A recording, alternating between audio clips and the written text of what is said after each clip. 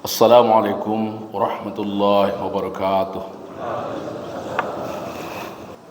Innal hamdalillah alladzi ja'ala Sya'ban syahrul mubarak. Asyhadu an la ilaha illallah wahdahu la syarikalah wa asyhadu anna sayyidina Muhammadan abduhu wa rasuluh.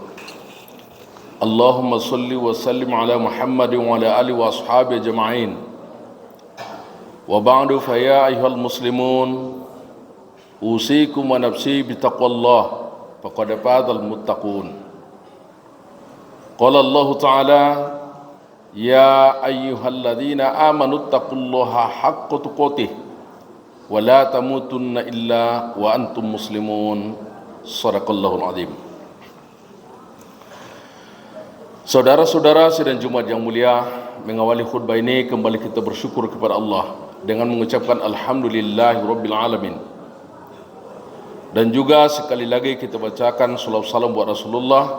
Allahumma salli wa sallim ala Muhammad. Jamaah Jumat yang mulia, judul khutbah kita pada kesempatan ini yang ditetapkan oleh IKMI, keutamaan bulan Sya'ban. Dari 12 bulan yang ditentukan oleh Allah Subhanahu wa taala, ada yang berskala prioritas dari bulan ini, sehingga diberi nama Syahrul Muharram dan Syahrul Mubarak. Bulan Sya'ban ini tergolong kategori Syahrul Mubarak, bulan yang diberikan Allah keberkahan. Makanya tidak heran selalu kita dengar doa, Allahumma barik lana fi Sya'ban.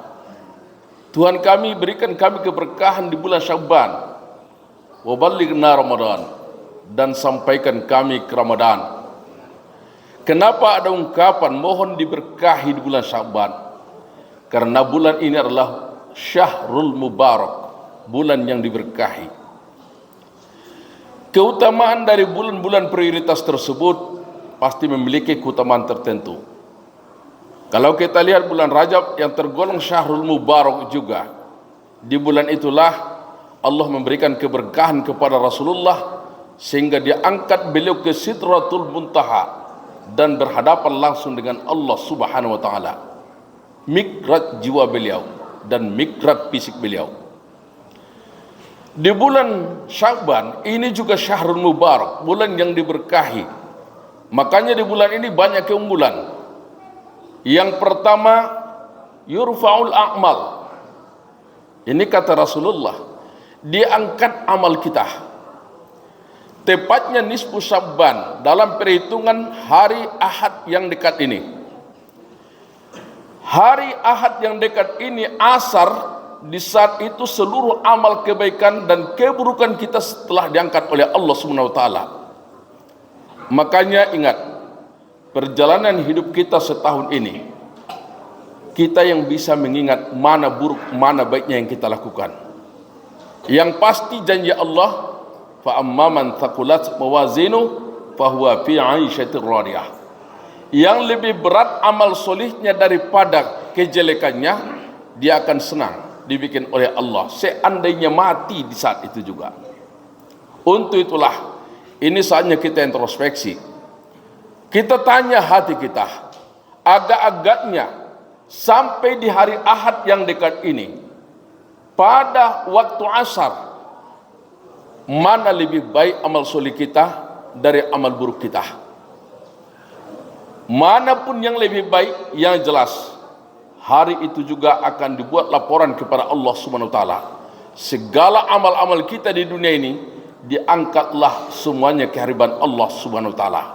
Makanya kenapa kita disunnahkan puasa nisfu Sya'ban? Karena Rasulullah mencintai dikala amalnya diangkat, dia sedang berpuasa. Makanya kita pun yang punya kesanggupan berpuasa pada hari Ahad depan ini, di luar dia disebut Yaumul Bidi, dan dia termasuk nisfu Sya'ban, di mana di saat itu amal seluruh manusia akan diangkat ke hadapan Allah Subhanahu wa taala. Berharap kita seketika laporan amal kita ini diangkat ke hadapan Allah, lebih banyak amal solihnya dari amal buruknya. Amin. Kemudian di bulan Sya'ban ini la yuraddud doa, tidak ditolak satu pun dari doa selagi doa itu diucapkan oleh orang beriman bil khauf wat tawadu. Dia berdoa itu dengan ada rasa takut kepada Allah. Karena rasa takutnya kepada Allah, dia beramal solih. Dia tidak abaikan kewajiban, malah dia tambah amal solihnya dengan yang sunnah-sunnah. Itu bukti rasa takutnya kepada Allah Subhanahu wa taala.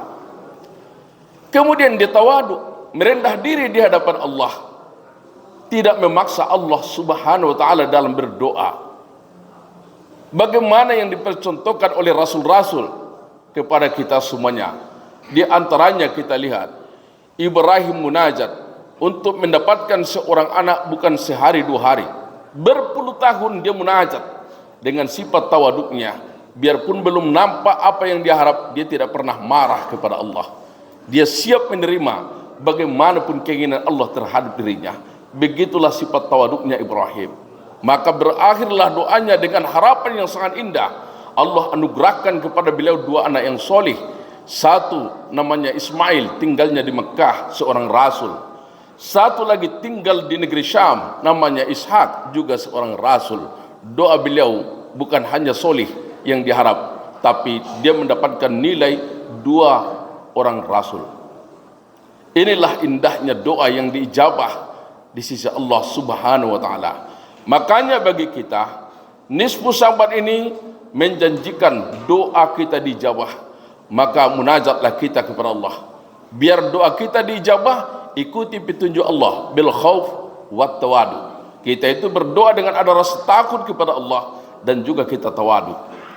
Yang kemudiannya di bulan Sya'ban ini ada satu hari di mana dosa-dosa makhluk Allah diampuni di sisi Allah Subhanahu wa taala. Dan ini merupakan janji Rasulullah, yaghfirullahu li jama'il khalqi, diampuni Allah seluruh makhluknya, illal musyahin wal musyrik, kecuali orangnya itu bermusuhan antara saudara dan mereka adalah orang musyrik. Yang dua golongan ini kata Rasulullah, bagaimanapun dia meraung mengharap ridho dan keampunan Allah, di saat itu tidak akan diberikan Allah keampunan. Makanya kita juhi dua persoalan ini. Yang pertama musyahid, bermusuhan antar bersaudara, sama daging, sama darah, sama tulang, hanya berbeda orang, tapi tidak jarang ditemukan di masyarakat tidak berteguran. Yang paling sadis bukan hanya tidak berteguran, malah sampai ke tingkat bermusuhan. Ini yang kita takutkan. Saudara yang tidak teguran, jangan harap dosanya diampuni di sisi Allah. Bagaimanapun dia munajat berharap kepada Allah untuk diampuni, istighfar beribu kali, mondar mandir ke Makkah mohon keampunan, semuanya itu hanya sia-sia. Untuk itulah ingat, pemisah pertama bagi kita bersaudara adalah harta peninggalan orang tua. Kasus yang lebih cepat membuat perpisahnya antara dua bersaudara adalah harta peninggalan orang tua. Seketika ayah ibu sudah tidak ada, maka tinggallah harta warisan. Dan dikala itulah saling rebutan. Dikala sudah saling rebutan, maka tidak jarang karena ambisi terhadap dunia berlebih sampai ke tingkat hubbud dunya hubban jamma, mencintai dunia itu secara berlebih-lebih. Pada intinya tidak ingat lagi dosa. Biarlah tidak diampuni dosanya, yang penting dia miliki harta. Makanya Ali bin Abi Thalib berkata, kalau manusia sudah lebih mementingkan dunia daripada segala-galanya, maka nilainya tidak lebih dari yang keluar dari perut. Kalau di surah Al-Fajr, Allah janjikan Allah akan hinakan orang yang mencintai dunia secara berlebih. Untuk itulah ingat, harta peninggalan orang tua bukan keringat kita. Setetes pun di situ tidak ada hasil keringat kita, tapi itu hasil keringat kedua orang tua kita. Jangan jadikan itu sumber malapetaka yang mengakibatkan kita tidak teguran, dan pada intinya munajat menangis banjir air mata kita berharap untuk diampuni, tapi Allah tetap tidak mengampuninya. Naudzubillah. Untuk itu masih ada kesempatan sampai batas nisfu Sya'ban ini kita berbenah. antara saudara. Ingat, darah yang mengalir di tubuh abang kita adalah darah yang sama di tubuh kita. Darah yang mengalir di tubuh adik kita adalah darah yang sama dengan darah yang ada pada badan kita. Untuk itu jangan biarkan darah yang sama ini terpisah dan di sisi Allah dihinakan sampai Allah tidak akan mengampuni dosanya. Seharusnya kita berbenah. Jadikanlah peninggalan orang tua itu sebagai jalan bagi kita untuk lebih banyak berbuat amal soleh di dunia ini, sehingga orang tua kita tersenyum di alam barzah sana dan kita bisa menikmatinya dan bisa kita jadikan itu sumber nikmat untuk dunia akhirat kita. Yang kemudian musyrik, orang musyrik atau mensekutukan oleh Allah Subhanahu wa taala, jangankan sampai tingkat diampuni. Bisa kita lihat seketika seorang musyrik mendekati Ka'bah, pasti gila. Pasti gila. Itu bukan sinetron.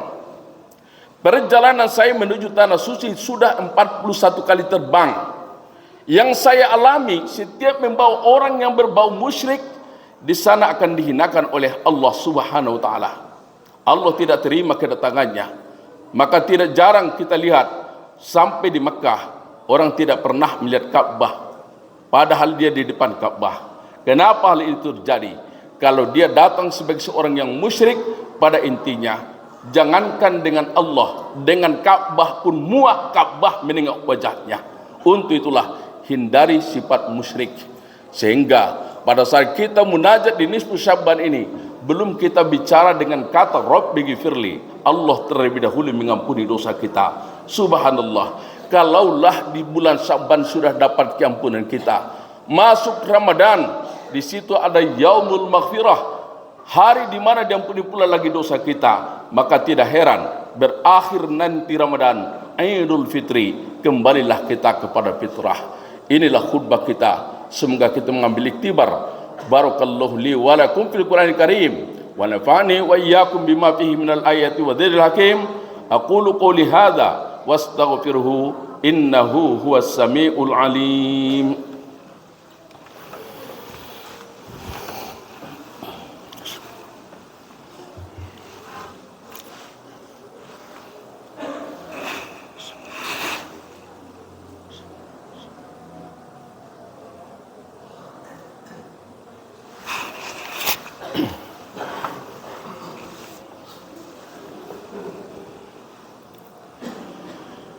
Alhamdulillahilladzi an-nusari'u ilal maghfirah. Ashhadu an la ilaha illallah wahdahu la syarikalah. Wa ashhadu anna sayyidina Muhammadan abduhu wa rasuluh. Allahumma salli wa sallim ala Muhammad wa ala alihi wa ashabihi jama'in. Wa ba'du fa ya ayyuhal muslimun, usikum wa nafsi bi taqwallah faqad fazal muttaqun. Wa'lamu anna Allah ta'ala shalla 'alan nabiy qadima. Faqala ta'ala Inna Allah wa malaikatahu yusalluna 'alan nabi ya ayyuhalladzina amanu sallu 'alaihi wa sallimu taslima. Allahumma salli 'ala Muhammad wa 'ala ali Muhammad kama sallaita 'ala Ibrahim wa 'ala ali Ibrahim wa barik 'ala Muhammad wa 'ala ali Muhammad kama barakta 'ala Ibrahim wa 'ala ali Ibrahim fil 'alamin innaka Hamidum Majid. اللهم اغفر للمسلمين والمسلمات والمؤمنين والمؤمنات الأحياء منهم والأموات. ربنا ظلمنا أنفسنا وإن لم تغفر لنا وترحمنا لنكونن من الخاسرين. اللهم بارك لنا في شعبان وبلغنا رمضان. ربنا تقبل منا إنك أنت السميع الدعاء. اللهم أنزل الرحمة والبركة والسلامة والصحة علينا وعلى جميع أهلنا وعلى جميع المسلمين والمسلمات خصوصا لإخواننا بفلسطين. اللهم انصر المسلمين بفلسطين ودمر الكافرين ودمر الكافرين ودمر الكافرين ودمر الأعداء أعداء الدين. ربنا آتنا في الدنيا حسنة وفي الآخرة حسنة وقنا عذاب النار. عباد الله إن الله يأمر بالعدل والإحسان وإيتاء ذي القربى وينهى عن الفحشاء والمنكر والبغي يعظكم لعلكم تذكرون.